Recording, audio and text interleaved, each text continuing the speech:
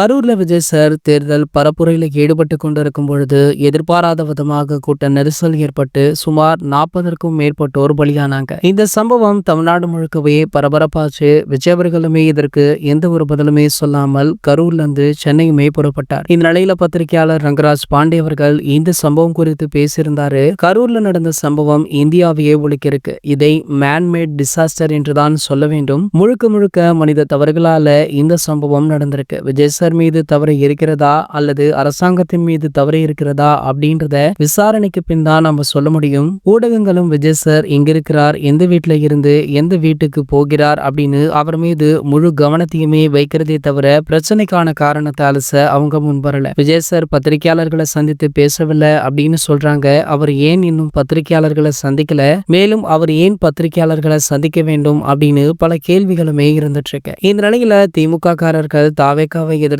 தாவேக்காரர்கள் திமுகவை எதிர்த்துமே தொடர்ந்து குரல் கொடுத்துட்டுமே இருக்காங்க. இந்த நிலையில பாத்தீங்கன்னா தற்போது திமுக தரப்புல இருந்து நடிகர் வடிவேலு அவர்கள் இந்த சம்பவம் குறித்து பேசியிருக்காரா. அதாவது கரூர்ல நடந்த சம்பவத்திற்கு முழுக்க முழுக்க தாவேக்கா தான் காரணம், விஜய் அவர்கள் இன்னும் கவனமாக இருந்திருக்க வேண்டும் அப்படின்னு பேசியிருக்கார். சோ இவர் பேசிய இந்த வார்த்தைகள் பாத்தீங்கன்னா தற்போது சமூக வலைதளங்கள்ல வைரலுமே ஆகிட்டு இருக்கு. இது போன்ற செய்திகளை பற்றி நீங்க உடனே தெரிஞ்சுக்க நம்மளுடைய சேனலை மறக்காம சப்ஸ்கிரைப் பண்ணிக்கோங்க.